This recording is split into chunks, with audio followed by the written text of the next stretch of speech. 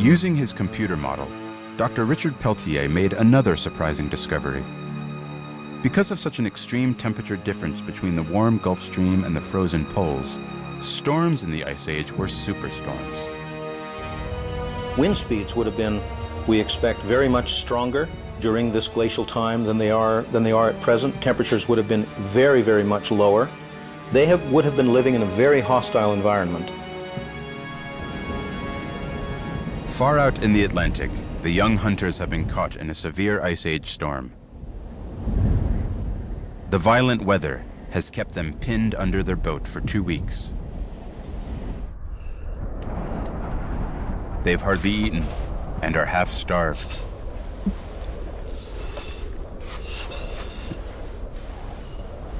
And they are concerned about Giard. He has symptoms of a disease well known to sailors, scurvy.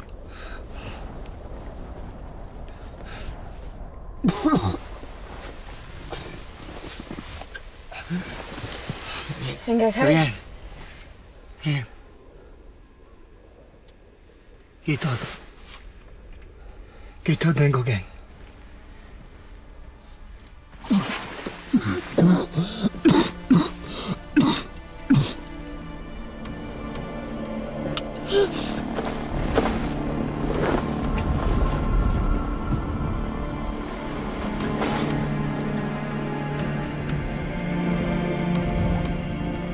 The storm may have slowed, but the group is only now about to discover its effects.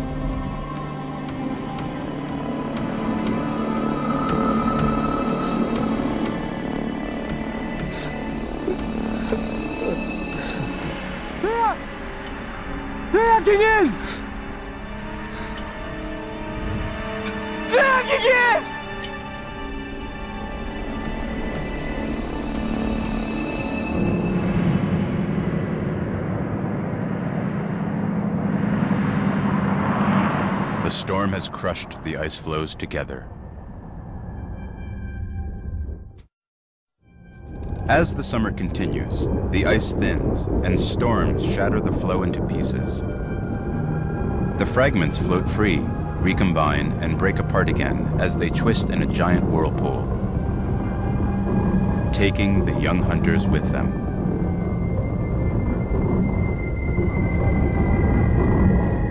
This phenomenon still takes place in Arctic regions today. Broken ice floes are at the mercy of currents, and especially the wind. But where are they going?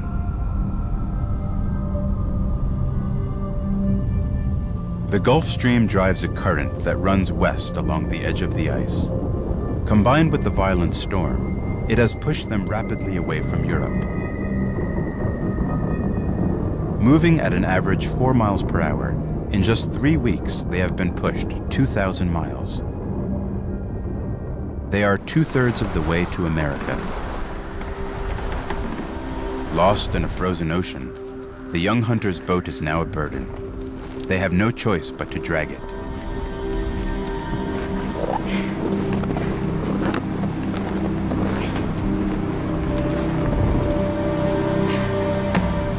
Navigating only by the sun, they head south in the hope of finding open water.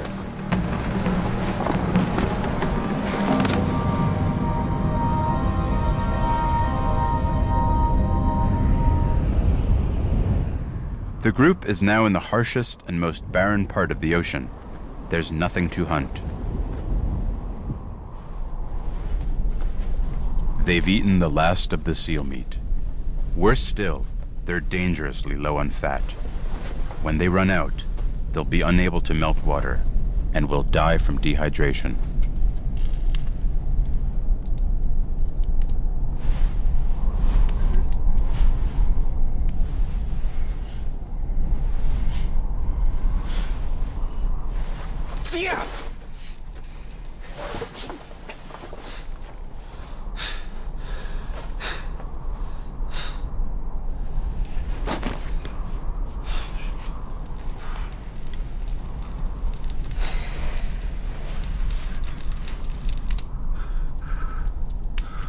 Giard's scurvy is severe.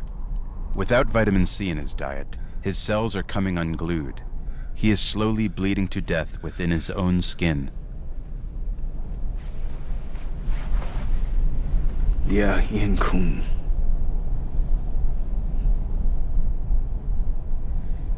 Gently, kid. You think I'm decision too.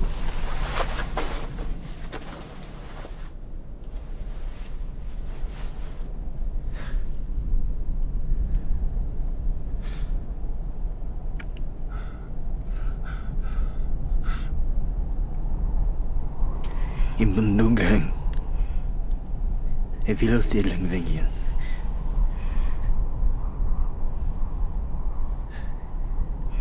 Zia. Zia.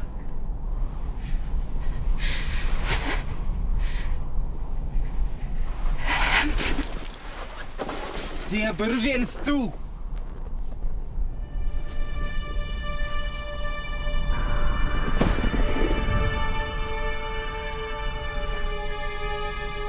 The circumstances have left Guyan and Zia with few options. Prolonging Giard's life only endangers their own.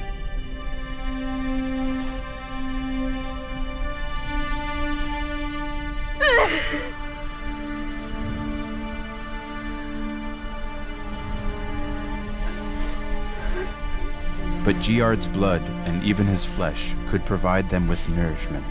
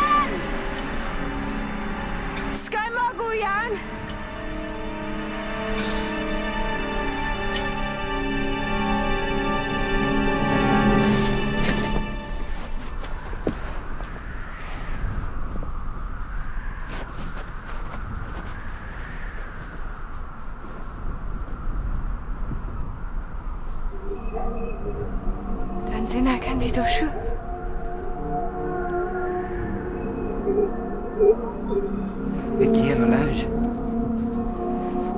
Engaguenge. Porfirio. Giard Aldo and Badaijan.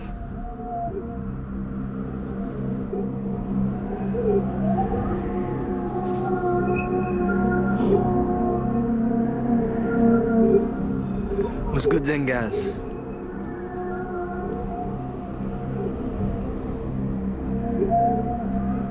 Lakad dance finye Grigan. Ingen.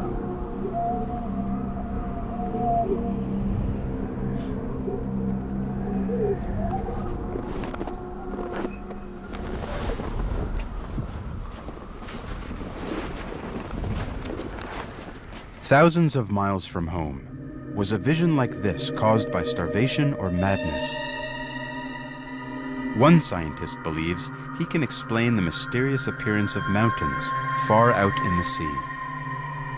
University of Manitoba physicist Valdemar Lane is a mirage hunter. He searches for these strange phenomena in the Canadian Arctic. People living in Arctic conditions, such as the Inuit or anyone in northern Canada, they're generally very familiar with these mirages. They would see them quite frequently.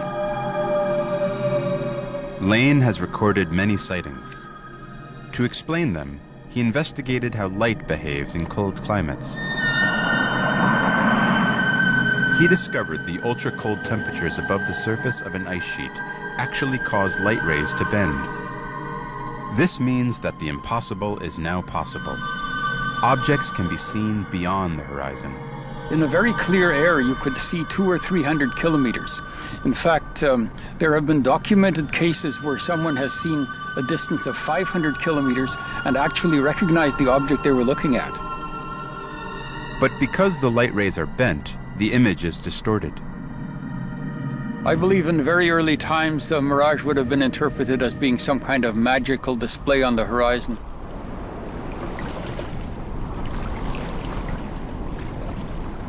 The hunters finally have hope of reaching land, but they have no way of knowing what the land is or if they'll survive long enough to get there.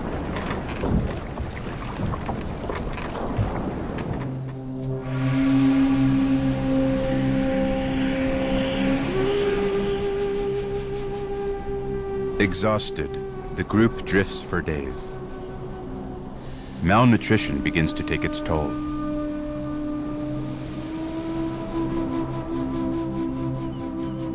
But carried by the ocean currents, they are about to make a great discovery.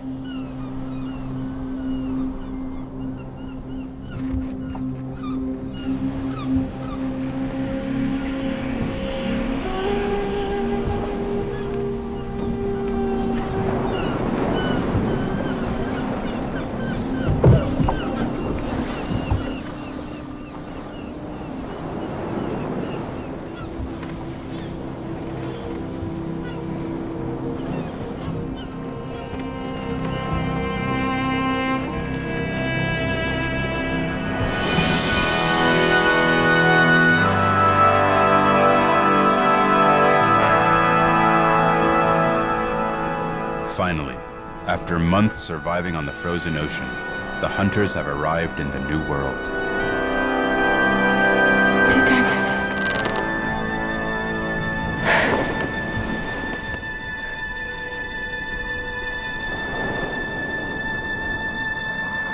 But where exactly are they?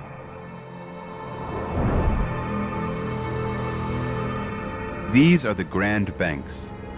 17,000 years ago, this was the easternmost tip of North America. Today, these islands are submerged because when the Ice Age ended, billions of gallons of ice in the polar caps melted. Sea levels rose almost 500 feet. The entire coastline of North America was pushed back 100 miles.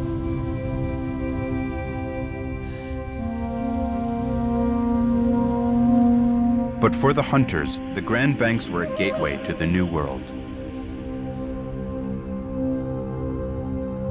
Their ocean voyage of more than 3,000 miles was at an end.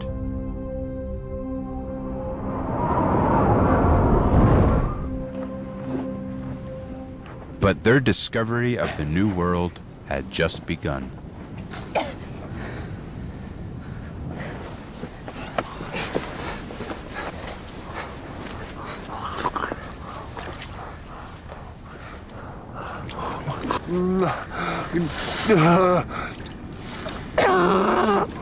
The land holds the cure to Giard's illness.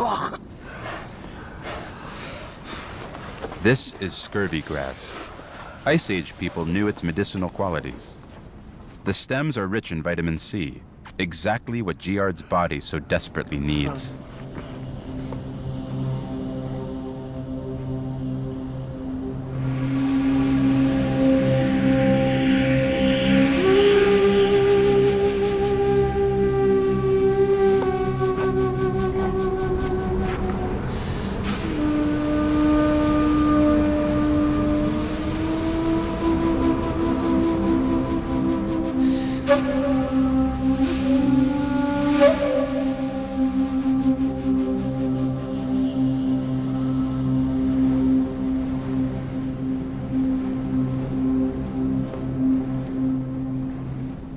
The young hunters are recovering from their odyssey at sea, scavenging what food they can find in the barren landscape.